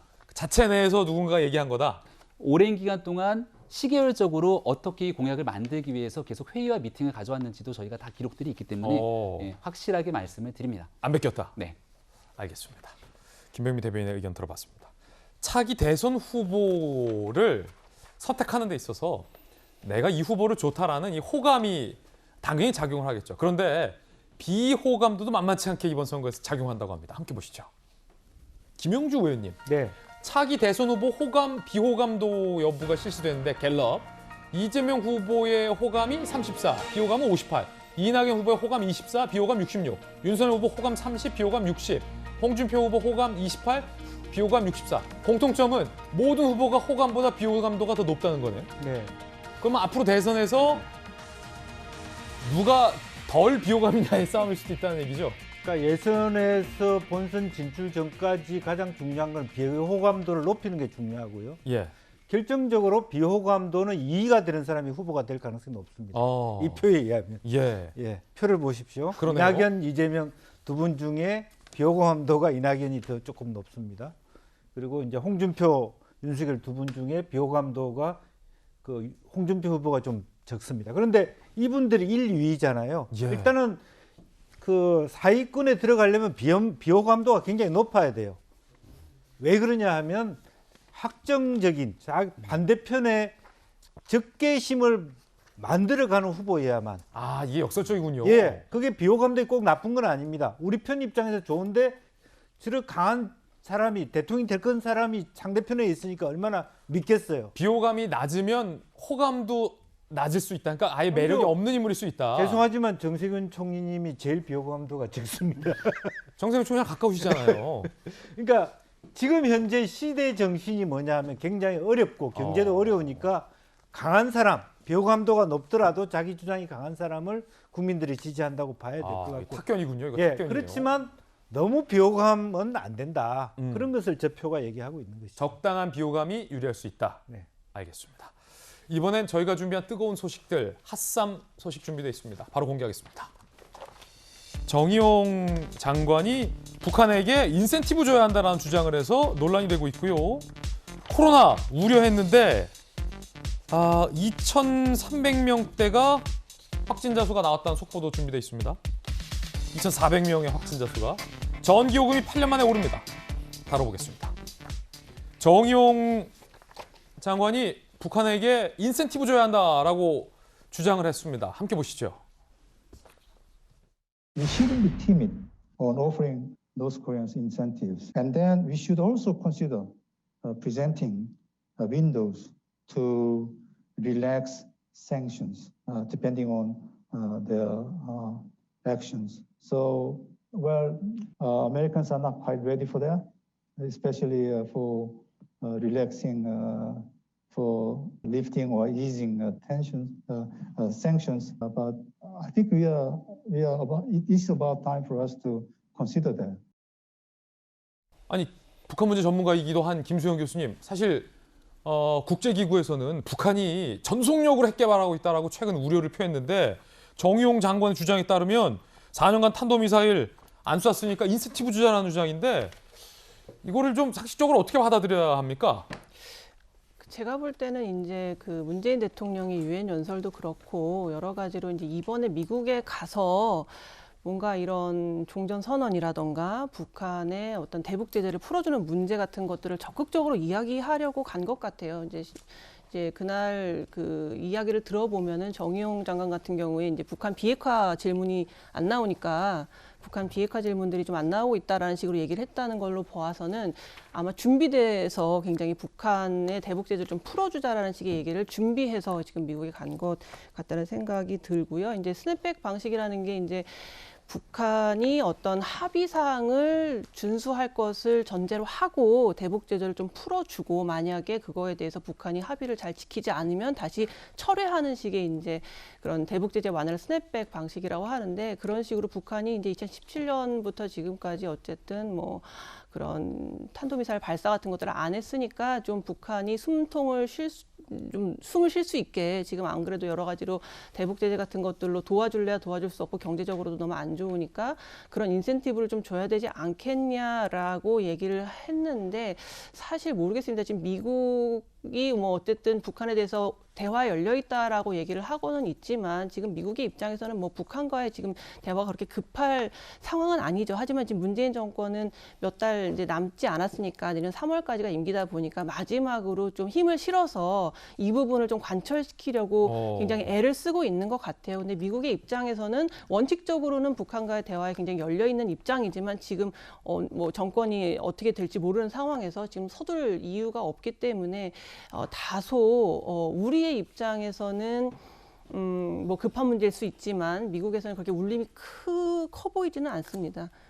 자, 임기가 이제 5월이면 이제 임기가 종료되니까 현 정부 입장에서는 좀 북한과 어떻게 대화의 국면을 살려보자라는 취지로 풀이가 되지만 그게 이제 일반적인 국민들의 스탠다드와 좀 너무 괴리가 있는 거 아니냐라는 김수영 교수님의 지적이었습니다. 그뿐만이 아니라 정의용 장관은 미국 한복판에서 중국을 두둔해서 논란이 되고 있습니다. 사실 대한민국 외교부 장관의 자격으로 발한 내용이라 중국의 공세적 외교는 당연한 일이다. 사실 미국에서는 저거 굉장히 싫어하는데 저게 당연하다라고 두둔을 했습니다. 경제적으로 더 강해지고 있고 20년 전의 중국이 아니다. 우리는 중국이 주장하고 싶어하는 것을 듣도록 노력해야 한다라고 두둔을 합니다. 미국, 한국, 일본, 호주 이 전통적인 동맹 블록에 대해서 그건 중국 사람들이 말하는 냉전 시대 사고방식이다라고 부인하는 듯한 발언도 논란이 되고 있습니다. 그러자 국민의힘 대선 후보 면접관인 박선영 전 의원이 정의용 장관은 입국 금지감이다. 유승준보다 더 나쁘다라고 비판을 했습니다. 중국 속국, 북한 하수인 노릇을 미국 가서 하고 있는 정의용은 도대체 어느 나라 외교장관이냐. 입국 금지감, 유승준보다 정의용이 더 나쁜 것 아니냐라고 비판을 했습니다. 김영주 의원님 어떻게 보십니까?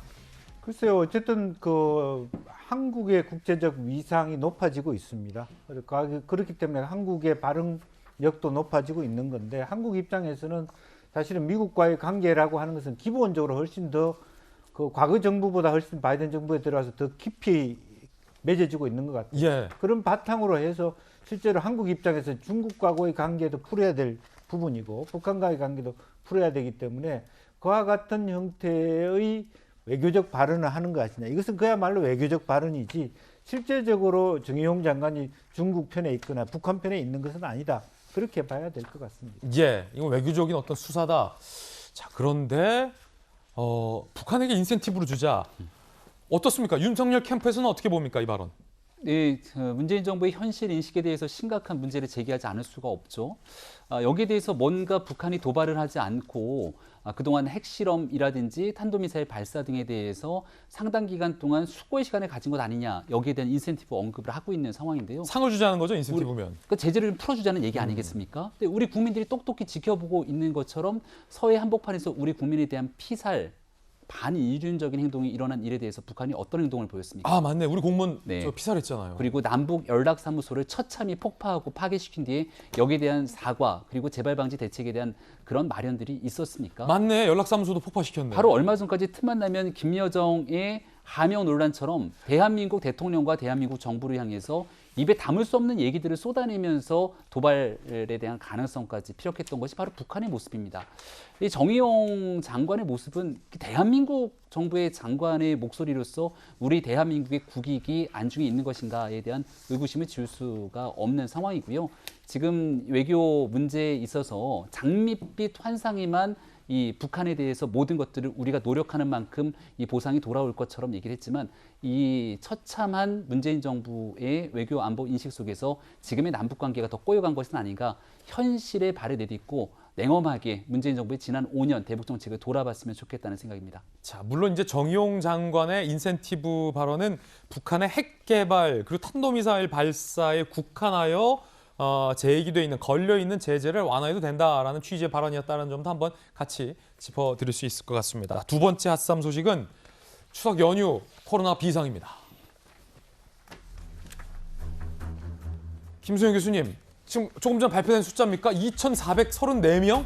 이거 역대 최다치 아닙니까? 네, 지금 가장 많은 확진자, 신규 확진자가 나온 거고요. 44일 만에 최다치 기록이어서 도대체 이 코로나19가 줄어들 기미를 보이지 않고 있고, 심지어 근데 이 반전은 아직 본격적으로 추석 영향이 반영되지 않았다는 거 아니에요, 이 숫자가? 그렇죠. 이제 추석 연휴 기간 동안 가족 모임을 8명까지 가능하도록 이제 좀 늘려줬었거든요. 그래서 지금 확진자가 굉장히 가족 단위로 많이 나오고 있는 상황입니다. 아, 안타깝네요. 그래서 지금 앞으로 한 1, 2주가 굉장한 고비예요. 예. 지금 추석 때 고향에 다녀오신 분들, 친지들 만나신 분들이 어디서 어떻게 감염이 돼가지고 지금 계실지 모르기 때문에 앞으로 어쩌면 확진자는 더 늘어날 수 있는 상황이라는 생각이 들고, 또 한 가지 우려스러운 것은 이제 아동 청소년들의 이제 그 확진자 수도 굉장히 늘고 있습니다. 그래요? 그래서 지금 한 2주 전과 비교했을 때 그 학교 다니는 친구들, 7살부터 한 18살 정도 되는 학교 다니는 그 아동 청소년 같은 경우에 한 28% 정도가 확진자가 늘었다고 해요. 그래서 지금 앞으로 좀 고교생들도 많이 늘어났고 확진자가, 그래서 이제 수능도 앞두고 있는데 여러 가지로 굉장히 걱정이 되고 있는 상황에 있다고 볼 수가 있겠습니다. 2,434명, 서울에서는 1,000명에 육박하는 903명의 확진자가 역대 최다로 나왔고, 이게 아직 다가 아니라는 것. 전문가들은 확진자 수가 3,000명 가까이 나올 수도 있다라는 얘기를 하는 건데, 이 김영주 의원님, 네.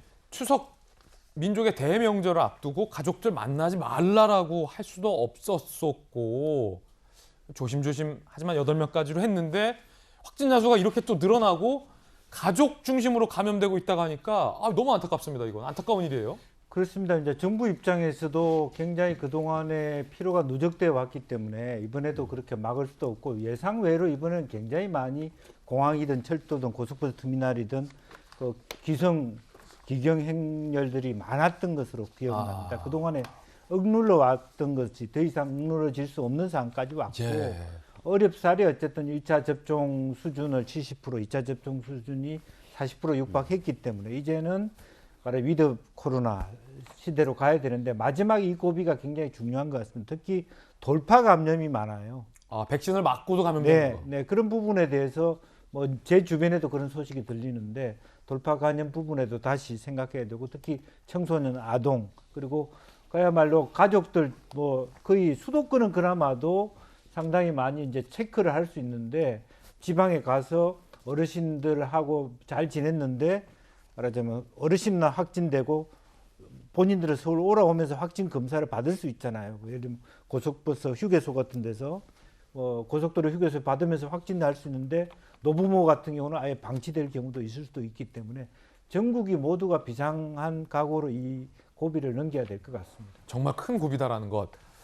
얀센의 돌파 감염이 많은 것에 대해서 보건당국은 청장년층이 주로 얀센을 맞았고 이분들이 더 사회적인 활동이 많기 때문에 돌파 감염 사례도 많은 거다라고 하지만 설명을 하고 있습니다만, 그래도 역시 불안한 건 불안하다라는 얘기들이 나오고 있습니다. 각별히 지금부터 진짜 고비입니다. 이게 3,000명으로 넘어가는 순간 또 잡히지 않을 수 있기 때문에 각별히 조심을 특별히 좀 해야 할 것 같습니다. 자, 세 번째 소식은 이 와중에 전기요금마저 오른다는 소식입니다. 전기요금이 8년 만에 전격 인상된다는 건데 4인 가구 기준으로 매달 1,050원을 더 내야 한다라는 전망도 나오고 있습니다. 지금 여름이 아니라 다행이에요. 원희룡 후보는 전기요금 인상은 탈원전 청구서다. 대통령 책임져라. 탈원전 정책에 대해서 비판을 했습니다. 박소윤 기자, 전기요금 왜 오르는 거예요? 갑자기. 전기요금이 이제 올해부터 그 연료비 연동제가 시행이 됐습니다. 그러니까 원료 가격에 따라서 이제 전기요금이 오르락 내리락 하게 된 건데요. 지금 기본적으로 원료비가 좀 많이 올랐습니다. 수입하는 게 많거든요. 그래서 이 수입 가격이 올랐기 때문에 가격이 오를 수밖에 없는 상황인데요. 전기를 만들어내는 원료 가가 올랐다? 네, 그렇습니다. 그래서 지금 오를 수밖에 없는 상황인데 우리나라가 원래 전기료가 좀 많이 저렴한 편이죠. 그래서 산업 구조 자체도 다른 나라에서 다른 걸 써서 이제 뭐 산업 구조를 굴리는데 우리나라는 전기로 굴리는 경우가 굉장히 많습니다. 그래서 그전부터 이 한전의 적자가 굉장히 심하다 이런 얘기가 계속 나왔습니다. 그래서 이 적자를 좀 만회하기 위해서 전기료를 올려야 된다 이런 얘기가 나왔었고요. 지금 아까 원희룡 지사가 얘기한 것처럼 탈원전 부분도 좀 영향을 미치는 것도 있습니다. 왜냐하면 이 아까 말씀드린 것처럼 탈원전이 차지하는 부분을 지금 현 정부가 원전 대신에 그 액체가스, 그러니까 LNG를 수입해서 좀 이렇게 한다거나 아니면 이 신재생 에너지를 개발을 해서 이걸로 좀 채우는 면이 있었는데 문제는 신재생 에너지 같은 경우에는 너무 이 생산량의 차이가 많이 납니다. 예를 들어서 태양열 에너지라고 하면 비가 오면 생산이 안 되잖아요. 예. 그런 부분들이 있기 때문에 이게 너무 오르락 내리락이 심하니까 좀 안정적으로 공급할 수 있는 그 LNG 가스 같은 거를 많이 수입을 하게 됩니다. 그쪽에 의존을 하다 보니까 LNG가 차지하는 비중이 더 커지는 거죠. 그러다 보니까 LNG 수입 가격이 지금 많이 올랐어요. 그러다 보니까 연료비 연동제에 따라서 전기요금이 오르게 되는 그런 상황인 겁니다. 김수현 교수님, 전기요금도 오르고 우유값도 오르고 전셋값도 오르고 우리 서민들 좀 팍팍해요. 힘들죠. 사실 뭐 재난지원금 많이 받으셨겠지만 결국 이런 식으로 다 물가 오르고 전기값 오르고 전기값이 오르면 세금 오르고 또 전기값 오르면 다른 것도 다 오르다 보니까 사실 뭐 재난지원금 받았지만 이런 식으로 다 나가고 보면은 사실 국민들의 살림살이는 결국 더 팍팍할 수밖에 없는데 사실 원전이라는 게 물론 사고가 나면은 굉장히 위험하고 많은 피해를 입을 수 있는 것이긴 하지만 약간 비행기랑 비슷한 것 같아요. 비행기 사고가 잘 안 나지만 사고가 나면은 크게 사고가 나는 것처럼 그러니까 원전도 그런 비슷한 건데 사실 에너지 효율의 측면에서는 원전이라는 게 굉장히 좋을 수 있거든요. 근데 이제 탈원전을 하겠다고 했으니까 그거에 상응하는 어떻게 그럼 우리가 앞으로 에너지를 비축할 것인가 만들 것인가에 대한 논의도 함께 이야기가 돼야 되는데 그 부분이 없다 보니까 계속 이제 앞으로 전력량 같은 것들을 어떻게 해야 할지 계속 이렇게 가격을 오르게 될 것인지 그런 부분에 대한 좀 논의가 필요할 것 같습니다. 예, 앞서서 유동규 전 성남도시개발공사 기획본부장이 잠적했다라는 한 언론 보도를 인용해서 소개해드렸는데 오늘 조금 전 공개된 인터뷰 기사가 나왔습니다. 미디어 오늘과 인터뷰가 나왔고 유 전 본부장은 언론 보도가 날 잠적시킨 셈이다라고 해명을 했다라는 입장도 함께 소개를 해드리겠습니다. 추후에 또 유 전 본부장의 입장도 충실히 전해드리도록 하죠. 저희들은 60초 광고 후에 돌아오겠습니다. 잠시 후에 뵙죠. 네, 오늘 저희가 준비한 소식 모두 다 보도를 해드렸습니다. 좋은 주말, 각별히 코로나 염려 없는 건강한 주말 보내시고요. 저희들은 다음 주 월요일 아침 8시 50분에 풍성한 소식 들고 인사드리겠습니다. 오늘 하루는 분명 어제보다 나을 겁니다. 좋은 하루 되십시오. 고맙습니다.